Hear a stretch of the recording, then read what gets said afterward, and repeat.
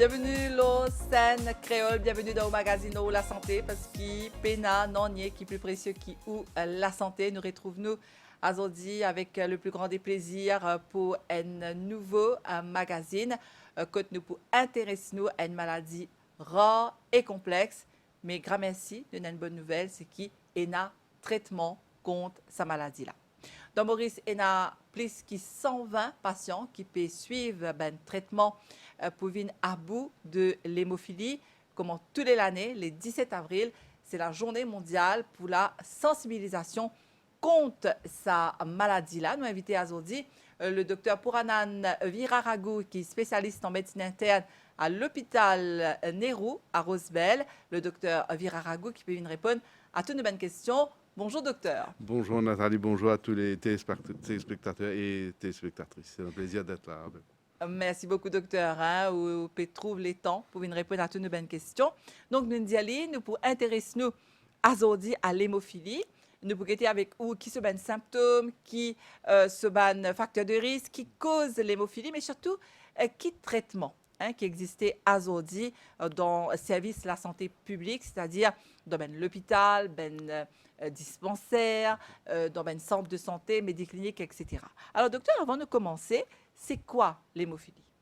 Oui, merci pour cette question importante. Parfois, nous avons un nom qui est assez complexe. Donc, c'est quoi hémophilie? Donc, justement, juste pour l'étymologie, hémo, c'est le sang, qui vient du grec amaï. Et philie veut dire ceux qui aiment le sang. Alors, hémophilie, c'est parce qu'il y a un problème de saignement. L'hémophilie, c'est un trouble, une maladie, et du saignement, et dû à une déficience d'un facteur, qui nous appelle par exemple le facteur 8 plus communément, mais moins communément, nous avons le facteur 9 aussi. Donc, c'est une maladie héréditaire, transmis de façon récessive, qui veut dire récessif, mais donc qui atteint un certain pourcentage de la population. Alors, depuis que saignement, docteur, c'est quel type de saignement? Alors, quand nous disons saignement, c'est un peu saignement à divers niveaux.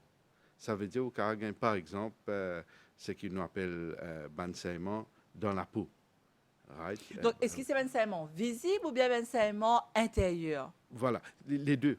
C'est-à-dire, comme on veut dire, au carrément de saignement au niveau de la peau, au carrément niveau saignement sous-cutané, au niveau des muqueuses, par exemple, dans le gencive, le nez, ou capable un saignement au niveau du cerveau, où là, c'est vraiment très, très grave, côté capable même fatal, ou capable un saignement au niveau digestif, c'est-à-dire dans l'intestin, ou capable un saignement dans l'urine, ce qu'on appelle hématurie, mais très souvent, et c'est une bonne façon qui nous diagnostique l'hémophilie, ou un saignement dans un muscle, c'est-à-dire hématome, mais ou un saignement dans un joint.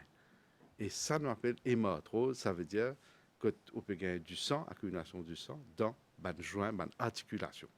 Alors, quel est le plus commun dans Maurice, docteur? Quel côté mauricien a plus de saignement qui est au nous? Alors, justement, nous cause une hémophilie A, qui est plus commun, et peut-être à peu près une dizaine de fois plus commun que l'hémophilie B, aussi appelée Christmas disease. Donc, il y a deux types de hémophilie, docteur? Il y a deux types majeurs d'hémophilie. Il y a plusieurs les autres types. Par exemple, nous avons une hémophilie de type C aussi. Et quand nous avons, au fait, là, c'est facteur 11. Mais nous, ce qui nous traitait principalement, c'est le facteur 8. Et en moins degré, le facteur 9. Right?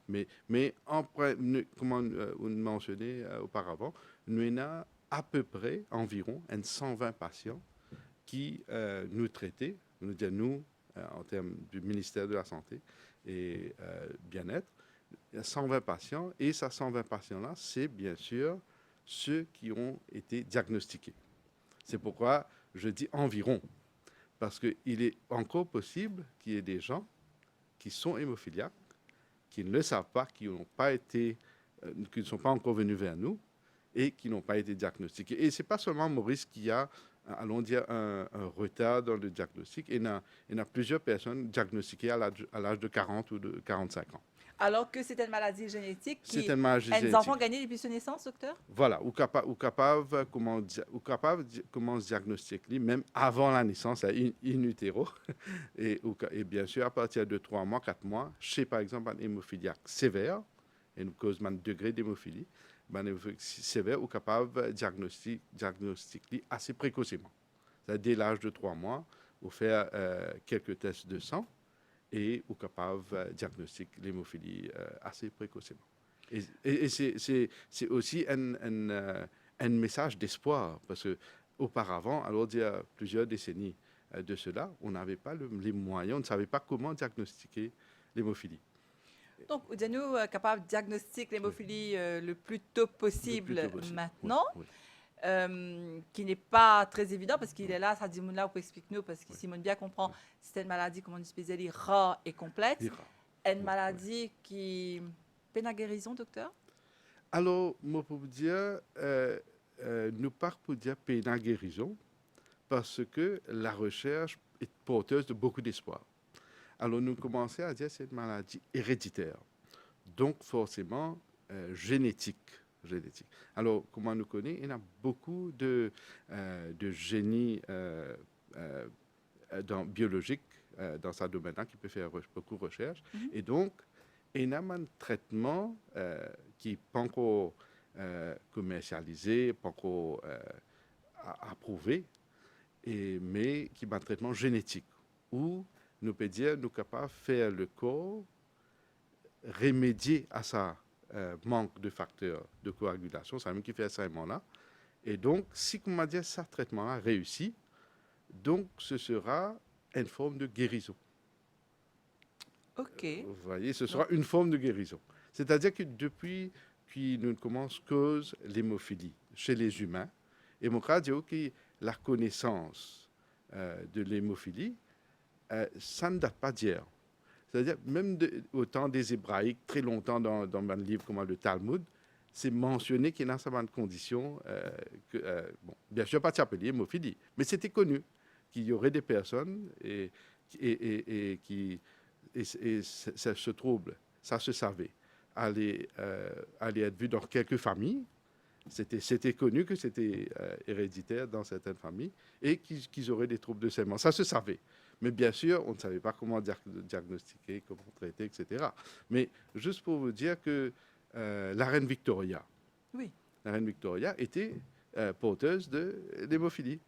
Et son 8e fils, si je ne me trompe pas, Léopold, est décédé de l'hémophilie. Alors que, je sais pas, je crois qu'elle a vécu au temps de 1837 à 1900. Et elle avait, pendant ce temps, vous savez, les royaux, les membres de la classe royale, se mariaient entre eux. Vous savez, la cour d'Espagne, la cour de la Russie, etc. Et donc, ce qui se fait, sa petite fille Alice, donc la petite fille de Victoria, était elle-même porteuse du gène. Et Alors, elle oui. a transmis ça à plusieurs autres membres des familles royales en Espagne, en Russie, etc. Donc, est-ce qu'il nous capable de dire à ce stade, docteur, donc Simone bien suivre ce qu'il nous explique nous, Oui. c'est que l'hémophilie, il y a une maladie génétique Génétique. qui est provoquée par, enfin, qui à la base est une maladie qui provoque un saignement. Oui. Mais Simone bien comprend où, au sein de une famille qui mariait en doute même, est-ce que j'ai bien compris? non, Ou bien non, c'est moi qui... Non. C'est-à-dire que il y a une forme d'hémophilie acquise, ou bien de nouveau, c'est-à-dire quand un être humain est né, ou capable d'un petit désordre qui fait que un chromosome ou un gène changé, et ce qui fait que sa facteur de coagulation là n'est pas présent, le corps n'est pas capable de produire ça. Mais seulement, ça c'est la forme acquise et minoritaire. La forme prédominante, comme on peut dire, ou pour dans certaines familles qui fait, parce qu'il est transmis par la mère. Et c'est parce que qui fait est transmis par la mère surtout. Et c'est parce que la mère est porteuse d'un chromosome X. D'accord? Et ok. c'est au travers de sa chromosome X là qu'il gagne sa trouble qui nous appelle hémophilie. D'accord. Et- Donc, nous te faisons hein, depuis le Oui. début de l'émission, complexe. c'est une Oui, oui. maladie complexe. Complexe, oui. Donc, docteur, nous poussez démystifier sa complexité là avec. Oui, oui, Donc, c'est la maman qui transmet Oui. l'hémophilie à son enfant oui. et les transmet à qui? À un bébé fille ou bien un bébé garçon? Alors, si la maman peut gagner des enfants, si il gagne un garçon, le garçon est atteint d'hémophilie. D'accord. Par contre, s'il gagne une fille, la fille peut être porteuse du gène. Elle est Elle porteuse, est porteuse. mais elle ne développe pas la maladie. Alors voilà, la grande majorité des filles ne développent pas de symptômes. La grande majorité. Mais il y a une petite priorité. Par exemple, à Maurice, on a, par exemple, dans un hôpital où on traite, par exemple, 30 ou 40 patients, on peut avoir une fille ou une dame qui est une hémophilie. qui est une hémophilie. Mais la plupart du temps, donc Simone bien comprend où, oui. l'hémophilie, Oui. les plus concerne ben monsieur, ben garçon, c'est ça? Oui, exactement. Ok. Exactement. Mais la transmission se fait par la mère ou la fille. D'accord. Alors, vu que c'est une maladie génétique, Génétique. donc nous pas cause l'aubaine vraie cause de la maladie. Donc, pena, comment dire, allons dire, hein, me donner un exemple. Hein? oui. Andy Moon, les gains, disons, tension, disons. Oui, oui, oui, oui. Peut-être, une Oui. de ben cause de tension forte, c'est Oui. du sel. Voilà. Dans le voilà, cas de oui. hémophilie, Oui. pena sa cause là, Non, les génétiques. c'est une cause génétique et comment on peut dire, des cas causés par une mutation, c'est-à-dire par exemple à la naissance, mais aussi par la transmission de gènes qui finissent mutés donc chez la mère ou chez les ancêtres. Donc D'accord. c'est génétique. Oui. Ok, donc c'est génétique. Et là, pena des ballots là, c'est comme ça, c'est comme ça. Une petite fille, une madame qui vient au monde, qui a comment on peut dire, les capote, symptômes, oui, oui. les porteuses Oui. hein, de l'hémophilie, seulement les pena vraiment symptômes, Les pénas, les oui. pas tomber malades, Oui. les pas pour gagner saignement, Oui. c'est ces enfants, surtout si c'est un garçon, qui pour gagner saignement. Exactement, précisément. D'accord, j'ai bien compris, Vous docteur. avez J'ai bien compris. suivi Oui, vos oui, explications. oui, Donc, voilà. Alors, c'est pour ça qu'il nous dit il y a une maladie rare Ah, oui. et complexe. C'est complexe. Alors, donc, ça dit, là, qui ben symptômes vraiment, ça veut dire le garçon, là, qui ben symptômes qui pour manifester quand les gars ont hémophilie. Oui, alors, il bon pose sa question-là parce qu'il y en a trois degrés d'hémophilie. Degré d'hémophilie, allons surtout quand nous parlons d'hémophilie A, donc déficience de facteur 8. Donc, nous sommes capables de dire, grosso modo, et c'est bien défini, nous avons hémophilie légère, nous avons hémophilie modérée et hémophilie sévère. Alors, hémophilie sévère, c'est surtout quand la personne est à moins de 1% du taux de facteur normal. Donc, il y en a moins de 1%, il est qualifié comme sévère. S'il dit entre 1% et 5%, il est qualifié de modéré. Et donc, entre 5% et 30%, c'est qualifié de léger. D'accord? Donc, très, très, très sévère, c'est moins de 1%. Alors, chez les hémophiliaques sévères, vous pouvez avoir des saignements assez précocement. Même dans l'enfance, vous pouvez avoir des saignements. Et malheureusement, ça peut, surtout chez les sévères, ça peut se présenter de façon assez sérieuse, voire catastrophique. Alors, qu'est-ce que vous... Oui, dites-moi. Alors, expliquez-nous. Par exemple, si vous avez un saignement dans le cerveau, alors ça, c'est catastrophique parce que ça peut être fatal. Ça peut causer, par exemple, des séquelles neurologiques sévères. Vous avez paralysie, problèmes de la parole, de la compréhension, etc., etc. Difficultés de mouvement, des difficultés motrices. Donc, ça peut se manifester d'une façon assez catastrophique. D'accord. Par contre, par exemple, les hémophiliaques légers, alors, comme je vous dis, il y a par exemple, on a des dames qui ont, par exemple, eu des enfants. Ce n'est peut-être qu'à l'accouchement qu'on réalise, OK, bon, il y a saignement, mais ce n'est pas un saignement normal. Et c'est là qu'on déclenche le test pour l'hémophilie et qu'on découvre. Et juste pour vous dire que ce n'est pas un test qu'on fait de façon routinière. Donc, c'est quand on a un soupçon clinique qu'on À le ce fait. moment-là. Voilà, Hmm. voilà. Alors, docteur, c'est important hein, parce qu'encore une fois, nous rédialyse, c'est une maladie quand même qui est rare et complexe, Oui.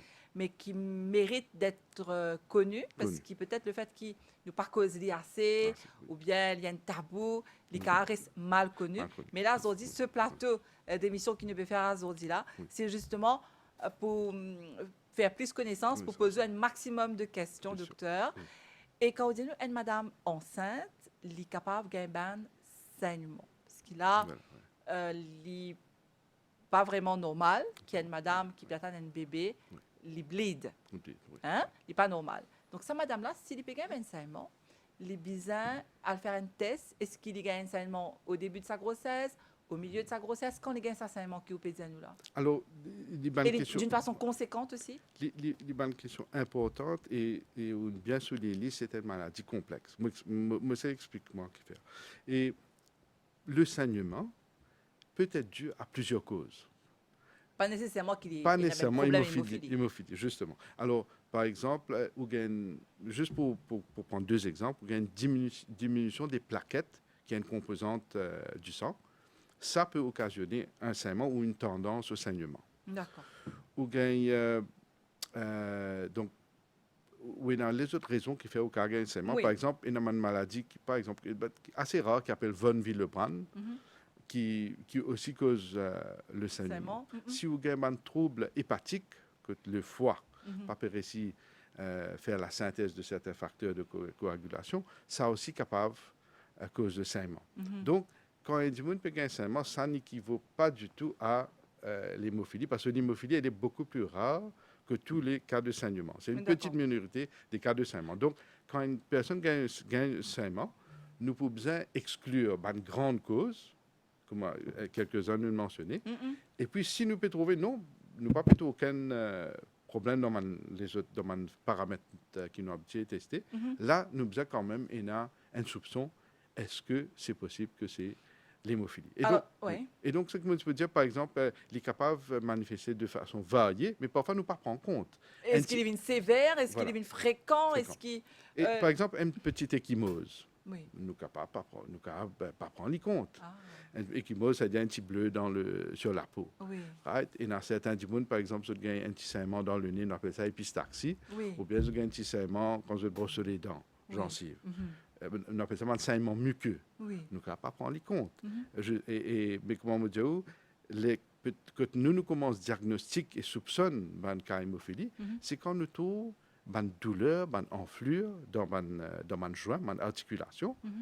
Et quand nous faisons un test, nous trouvons il y a du sang dedans, donc c'est une hématrose. Ou bien nous trouvons un hématome musculaire, nous trouvons un muscle qui commence à enfler. Et nous faisons un test, par exemple en échographie, etc. C'est le sang. Là, ça, chez un pourvoyeur des soins de santé, un médecin, ça, il va pour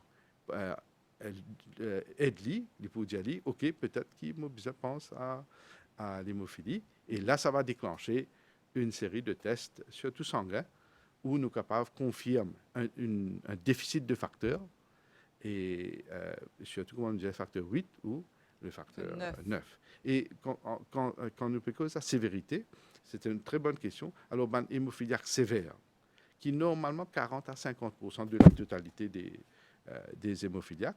Donc, je suis capable de présenter avec, par exemple, un saignement assez massif, assez conséquent, mais seulement un affaire qui nous a connu, un hémophiliaque, quand il peut saigner, il passe plus vite. C'est-à-dire, si un hémophiliaque qui a un petit entorse, un petit coup, il peut saigner, il ne pas pousser plus vite, abondamment, dans la même durée. Mais c'est moi qui continue de saigner, à moins si nous ne prenons pas les mesures qu'il faut.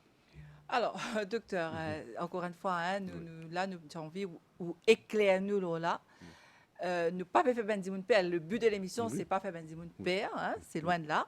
Mais c'est au moins gagner un éclairage. Ou tenez si un dimoun ce gencive saigné, ou bien ce néné saigné, bizarre faire attention, bizarre guetter c'est pas peine à cause. Alors, il y a de ça. Exactement. Donc, est-ce qu'il y a un petit saignement dans le nez veut dire qu'il dit là, il peut gagner hémophilie? Non, définitivement non. Et c'est une très bonne question parce que c'est assez courant d'avoir de l'épistaxie. Oui. Il y a plusieurs causes. Quelles sont les causes, docteur, rapidement, hein? Alors, bon, parfois, il y a un petit capillaire, par exemple, surtout Dans le nez? dans le nez postérieur, qui, pour plusieurs raisons, se brisé. Mhm. Et là, il y a un anti-saignement.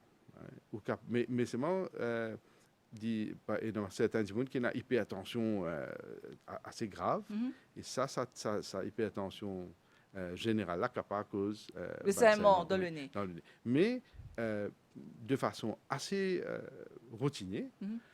Et si un individu, par exemple, présente un point de santé, on peut dire que ce soit dispensaire, une midi-clinique, l'hôpital, etc., ou même dans le privé, ça va définitivement déclencher chez le médecin pour dire, OK, nous faire quelques tests. Par exemple, on va dire, vérifier le nombre de plaquettes. Il y a un test qui s'appelle un test de coagulation. Donc, ça va se faire de façon assez routinière. Et là, nous réussit déceler une cause majeure. Donc, qui fait un dimoun se saigner, Oui. qui fait un dimoun quand il brosse les dents, Voilà. se gencive saigner, ça c'est oui. une petite chose qui ne vous a pas banalisé. Pas banalisé. Mais ça ne veut pas dire que c'est grave, docteur. Hein. Ça Vous veut- nous ça veut pas dire rassurez que- là-dessus. oui, oui. Ah, c'est là. Juste une petite parenthèse, docteur. Oui. Quand ils enfants, disons, ce néné saignait, Oui. qui nous a fait? Est-ce qu'il nous a penché sur la tête en avant, en arrière? Qui nous a fait? Parce qu'il ne pas trop connaît comment pour résoudre le problème. Est-ce qu'il nous cave comme si empêche ce néné saigner nous-mêmes? Bon, le mieux, surtout chez l'enfant, c'est l'emmener chez un médecin ou, par exemple, une personne qui connaît un petit peu la santé. N'importe l'hôpital. L'hôpital ou même si on a un infirmier, etc. Parce qu'une façon pour contrôler le saignement, c'est la compression. Ah. D'accord? Si vous payez quelque chose, par exemple, un top et saigné, quand vous trouvez devant le film, la première affaire, c'est la compression. Ça veut dire quoi, ça, C'est-à-dire compression? pour nous mettre une certaine pression sur le site du saignement. C'est-à-dire chez le nez? Non, par exemple, disons, Disons si c'est le nez. Non, allons dire que c'est ici, on met une prenne de pression ici. Mais chez le nez, c'est un petit peu plus compliqué. Ah. Parce que si je ne pas mettre compression comme il faut, on empêche les enfants à respirer. Aussi. Donc c'est pourquoi on dit, par exemple, qu'on a un saignement comme ça, vaut mieux À l'hôpital. oui. Très bien. C'est plus safe. Mais et donc, par exemple, là, nous cause un saignement qui a présenté de façon assez diverse. Donc, par exemple, la ménorrhagie, le saignement un peu plus abondant. Chez, par exemple, Madame Pipéguin sur règles menstruelles. Parfois, nous ne connaissons pas est-ce qu'il est dans normal ou bien il est capable de donner un signal que c'est peut-être un trouble du saignement. Oui. Alors, comme on dit, nous avons dans Maurice, nous avons plus que 5 ou 10 madames qui ont hémophilie. Mais nous avons beaucoup de dames qui ont ménorrhagie. Donc, c'est capable de causer par les autres problèmes. Voilà, donc la plupart des cas ne sont définitivement pas des hémophiliaques. Donc, il ne faut pas oui, bien sûr, ce n'est pas le but. Hein? Donc, quand il y a une madame qui a un saignement un petit peu plus en abondance, qui est capable du, moi, pas connaître une fibrome, ou bien maintenant de plus en plus une cause endométriose. C'est peut-être ça. Mais ceci étant dit, quand une chose pas normal, docteur Simone, bien suivez-vous. Quand un dimoun peut gagner un saignement, quel que soit l'endroit dans ce léco, les bises consulter, c'est important. Exactement. Alors, justement, permettez-moi maintenant, rappelle un téléspectateur qui nous peut causer l'hémophilie. Alors, comme tous les années, le 17 avril, c'est la journée de sensibilisation. L'eau, sa maladie-là, complexe, rare, mais qui est un traitement. Pour qui est un traitement? Donc, docteur, il est important qu'il nous mentionne tout ça là. Donc, c'est la journée qui est importante pour que nous, en tant que société civile, nous comprenions qu'il y était, mais aussi pour éclairer des gens qui ont une hémophilie et qui vivent avec ça, mais aussi les parents, les proches de ça, là. Donc, docteur, on explique-nous les symptômes. Oui. Donc, vous dites-nous, c'est un saignement dans tout le corps, il y a n'importe quelle partie du corps. Quand c'est le cerveau, c'est un petit peu plus complexe, c'est grave.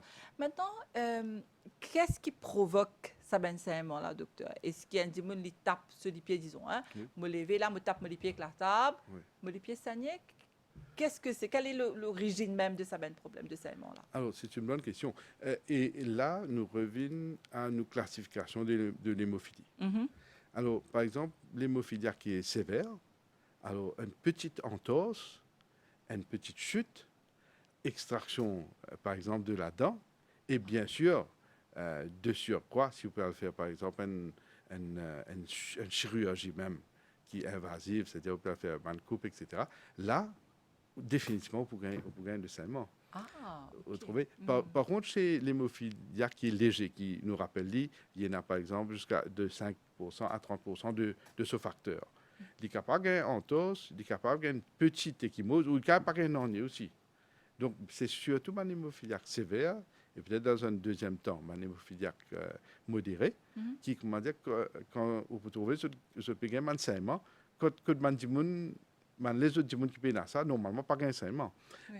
Donc, quand moi, par exemple, nous payons, c'est ce qui fait me dire, je diagnostiqué très tard, même à l'âge de 40 ans, même dans les pays développés, c'est parce qu'ils jamais ont trouvé quelque chose qui est normal. Hmm. Et c'est ce qui fait qu'on peut réduire une maladie rare et complexe.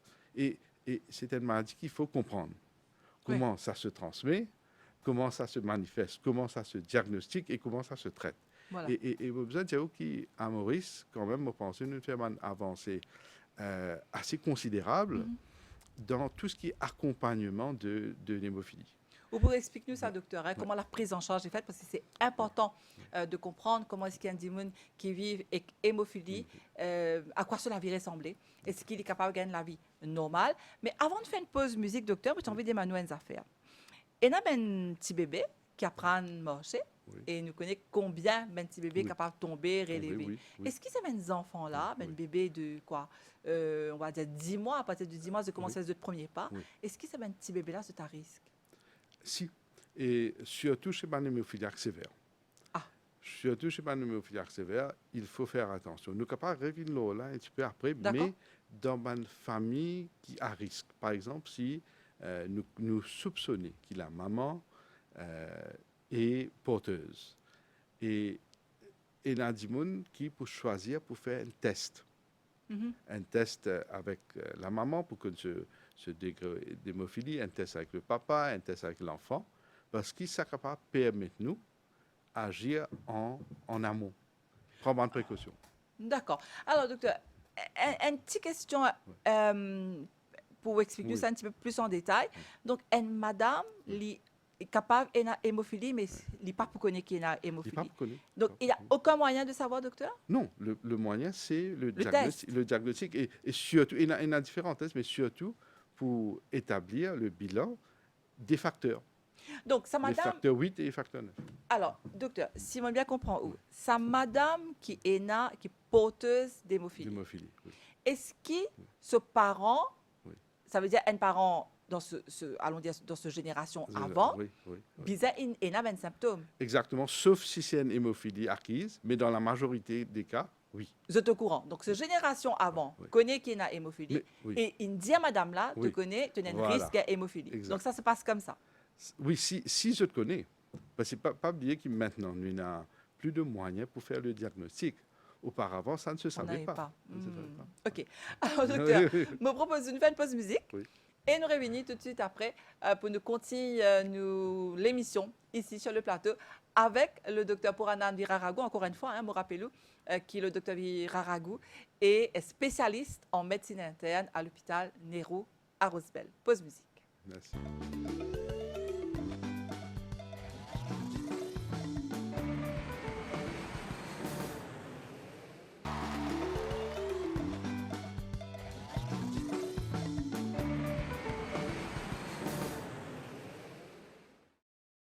Alors, nous sommes de retour dans nos magazines aujourd'hui avec nos invités, le docteur Puranan Viraragu, qui est spécialiste en médecine interne à l'hôpital Nehru à Rosebel. Nous avons aujourd'hui l'hémophilie, une maladie qui n'est pas très connue, mais heureusement, il y a un plateau comme là aujourd'hui pour nous éclairer, hein, ben, téléspectateurs, la question.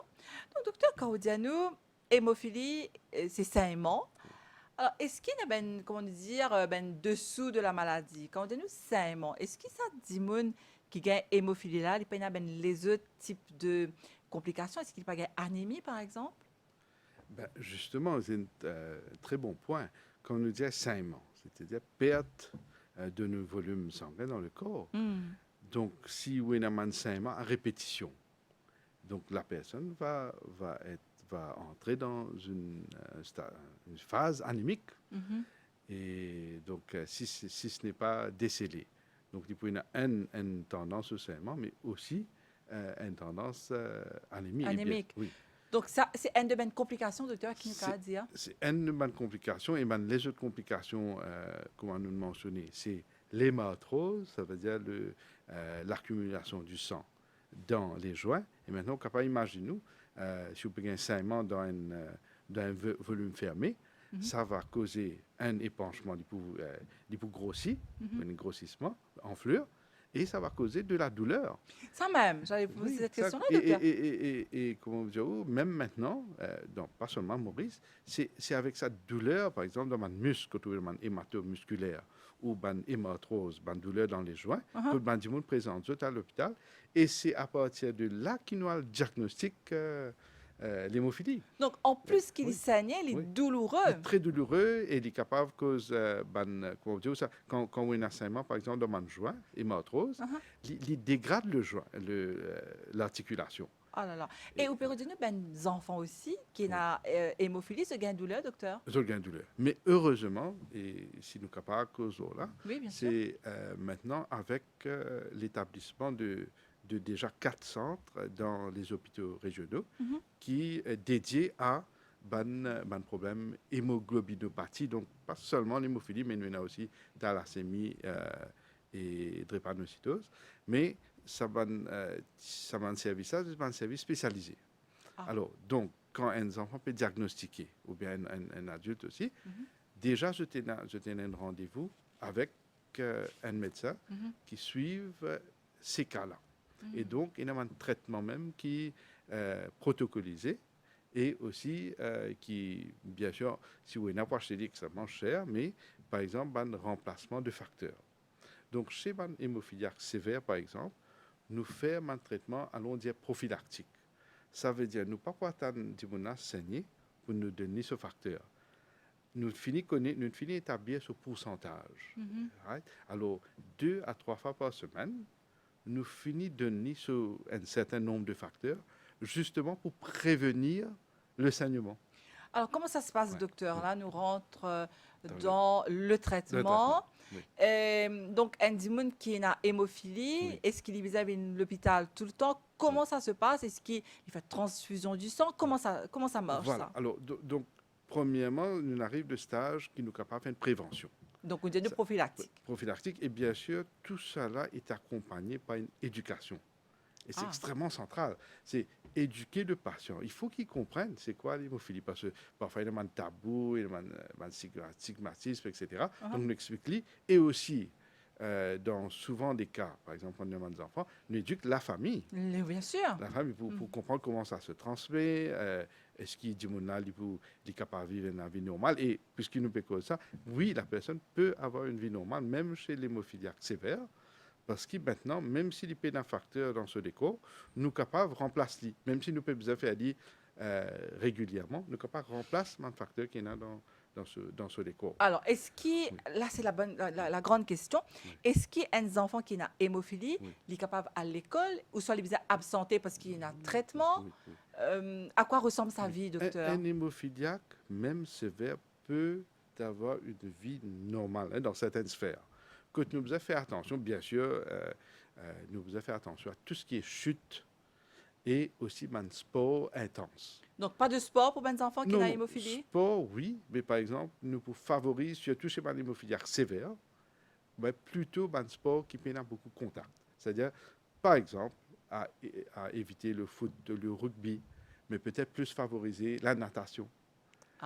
Par exemple, où il n'y a pas beaucoup de contact. Oui. Donc, il est capable d'amener sur la vie tout à fait normale. Et toujours pas oublier que maintenant, les papiers affrontent la vie tout seul parce qu'il y a tout un accompagnement médical et, comme on dit, jusqu'à même que nous pouvons remplacer, nous pouvons finir en prévention, donner un facteur qui empêche ça saignement facile. Là. Alors, comment est-ce que vous donnez ça facteur-là, docteur? C'est en médication, moi, perfusion, c'est ce qu'on appelle dans le langage courant, mettre sérum. Comment ça se passe? Oui, non, là, c'est une injection. C'est Injection. une injection qui nous a fait. Et il y a un nouveau médicament qui peut venir de l'avant, médicaments monoclonal, etc. Et il est bon pour connaître même si à Maurice, nous avons très peu de ce cas-là, il y a certains du monde qui font une réaction, allons dire une certaine réaction à un traitement de facteurs. Réaction comment? C'est-à-dire qu'il y a un du monde qui développe un inhibiteur. Ben side effect, ben effet secondaire, vous dites Non, non, je développe un inhibiteur dans ce 10 ans. Ça veut dire quoi? Je vis moins responsive, sa efficacité, sa transfusion qui nous peut donner là, il commence à diminuer. Donc, pour ça cas minoritaire là, nous aussi, nous avons un traitement qui commence à Maurice, surtout pour les enfants. Donc, ce qui me dit, nous avons quand même une certaine palette de médicaments, mais surtout remplacement de facteurs. Et il est bon vous dire aussi qu'il fait il est bon de définir l'hémophilie, c'est quoi? Dans les années 70-80, c'est quand même un grand scandale de hémophiliaque qui a contracté le virus HIV. Comment ça est arrivé?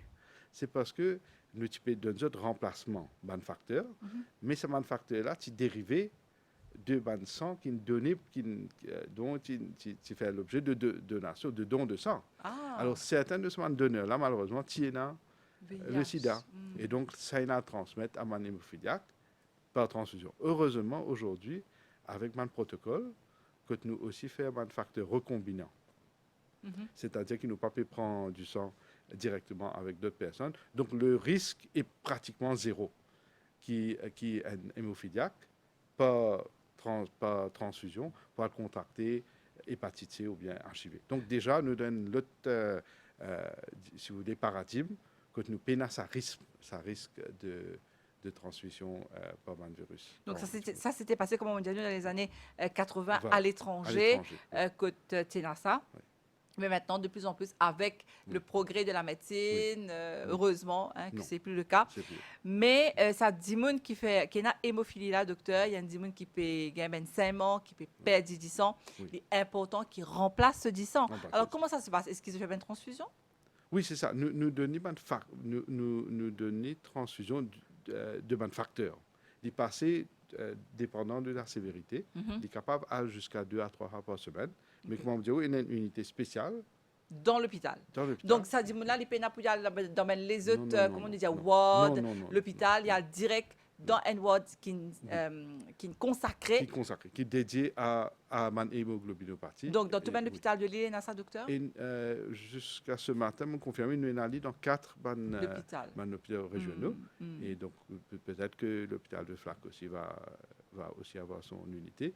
Mais déjà, si vous guettez pour une centaine, on dit environ 120 personnes qui ont hémophilie, il y a un encadrement. Il y a un encadrement et vous pouvez trouver que dans cette unité-là, par exemple, un infirmier ou un médecin qui travaille dans sa unité, je connais ce patient, je connais le nom. Spécialisé dedans, qui est très bien. Ouais. Et docteur, il y a qui a hémophilie, est-ce qu'il mange tout qui se est-ce qu'il a une alimentation capable normale? Capable normal. Et juste pour un petit aparté, peut-être du monde qu'on entend parler de Rasputin, qui était en Russie. Oui. Alors il est très, très, allons dire, connu, peut-être notoire, parce qu'il traite un Tsarevitch, une petite sœur, qui, au fait, est un enfant de la petite fille de la reine Victoria.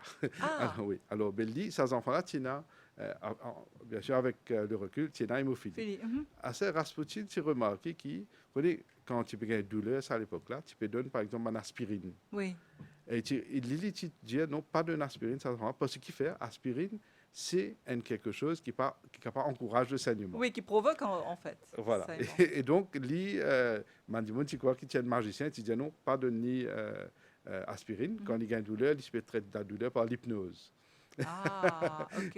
Et donc, juste pour dire, oui, du monde qui mange ce qui je t'ai mangé, mais juste au niveau des médicaments, il faudrait quand même faire des sous conseil médical, parce que certains, par exemple, anti-inflammatoires, et capables d'un anticoagulant aussi, par exemple, en médecine cardiaque, etc. Il faudrait quand même faire avec un accompagnement médical. Il y a certains médicaments qui peut-être besoin de faire attention. Alors, quand on dit, docteur, le traitement, parce que ça, c'est un de mes facteurs qui intéresse nous. Oui. Donc, le traitement, ça ban patient-là, je devine dans l'hôpital. Pour Oui. combien de temps, à peu près, je devine, pour faire cette injection? Combien de temps il prend? Est-ce que je bizarre attendre? Non. Qu'est-ce que ça une réaction? Ou bien je fais cette injection, c'est allé? Donc, moi, heureusement, nous n'avons pratiquement pas de réaction qui est homologuée. Ça se fait très vite, bien sûr. Il y a un temps d'attente que de faire une petite prise de sang. Parce qu'à intervalle, nous avons envie de vérifier mais qui est le taux de facteurs dans sa mouvement. Ah, OK. Right? Donc, mais normalement, dans 1 heure, comment dire, la prise en charge se fait, la transfusion se fait, et du monde est capable sur la case. Et donc, ce qui fait, c'est que ce traitement qui peut donner là, puisqu'il est donné en amont, il est préventif, Oui. donc nous pouvons prévenir l'enseignement. D'accord. Nous pouvons prévenir l'enseignement, et même un petit monde qui nous connaît, hémophiliaque, par exemple, un hémophiliaque léger, nous pouvons finir éduquer. Si demain, il y en a quoi faire une extraction dentaire, il vient get l'unité. Ah, OK.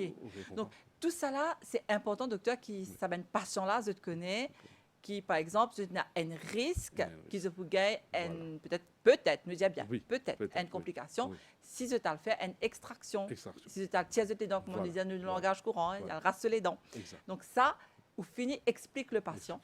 Et dans la même haleine, si un monde peut prévoir une chirurgie, définitivement, tous les médecins, les anesthésistes, les chirurgiens vont savoir, et pour finir, prendre une mesure pour empêcher ou pour diminuer le risque de saignement anormal durant la chirurgie. Mais un monde qui a hémophilie, il est capable de faire une chirurgie. Il est capable, mais bien sûr, il faut que ce soit avec un traitement peut-être en amont. Avec un protocole Oui. Et justement, cette année-là, le thème qu'il choisit, c'est un thème quand même qui, me pensais, les causes avec nous. Hein. C'est un thème qui permet de nous réfléchir là. Je pensais que tu choisir ça pour plus de réflexion justement. Donc le thème cette année-là, c'est axé pour tous. Hein, nous cause aussi de partenariat, de policy, de progrès et engage différents l'autorité de tout ben pays pour intégrer plus de pour intégrer ben du monde qui souffert de hémophilie au niveau national. Donc ça c'est le thème qu'il choisit. Donc docteur, en 2 mots, qui ça veut dire ça? Et ça veut dire un peu ce qui nous causait, surtout au niveau de la structure qui est établie pour encadrer les patients et les familles des hémophiliaques. Donc, plus de support, peut-être le public aussi, donne plus de support, c'est ça? Voilà, et ça commence par l'éducation. Et ça commence par, et ça, on enchaîne avec, par exemple, le diagnostic et la prise en charge.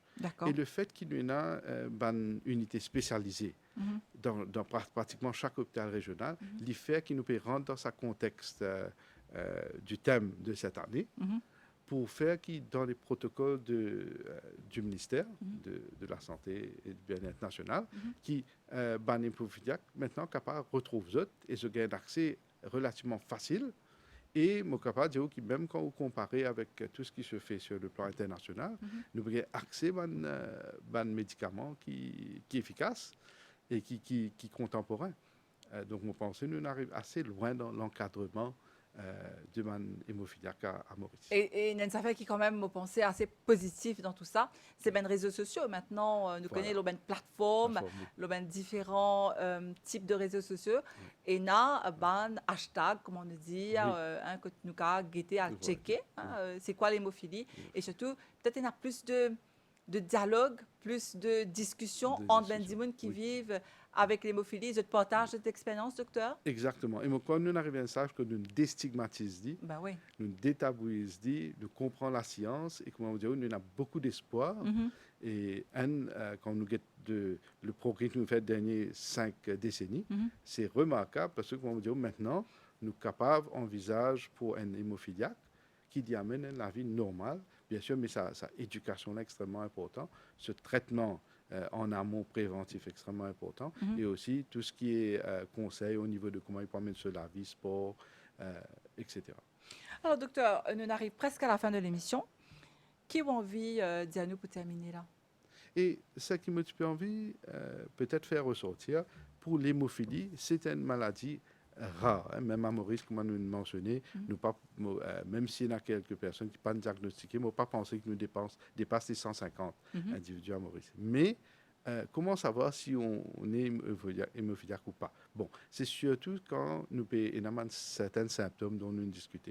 Certains saignements qui nous passent à côté de alors nous encourageons les gens quand vous avez un saignement un petit peu anormal qui peut durer dans le temps, etc., demandez une opinion à un qui travaille dans la santé, un médecin si possible, pour voir est-ce qu'il nous a fait un test. Parce que plus tôt nous connaît, plus nous sommes capables de diagnostiquer précocement, le mieux c'est pour la personne. Pour le patient. Oui. En tout cas, ben, merci beaucoup, docteur Puranan Viraragou. Merci on vient répondre à toutes nos bonnes questions sur l'hémophilie. Donc, nous sommes capables, comme on nous dit, continuer à faire une recherche, mais surtout, pas oublier cause ça autour de nous, cause ça de sa maladie-là. Et bien sûr, amène nous soutient, nous support à Samandimouna en aidant Samandimouna, par exemple, si y a des enfants dans l'école qui ont l'hémophilie, ben, Oui. support-les et intégrer-les Oui. dans sa école là ou n'importe où dans notre société. Merci beaucoup, docteur. Merci pour cette émission louable. Merci à vous qui nous suivent cette émission-là ici, le Scène Créole. Je dis à vous à très bientôt pour un nouveau magazine où la santé, parce qu'il n'en est pas plus précieux qui ou la santé. À bientôt.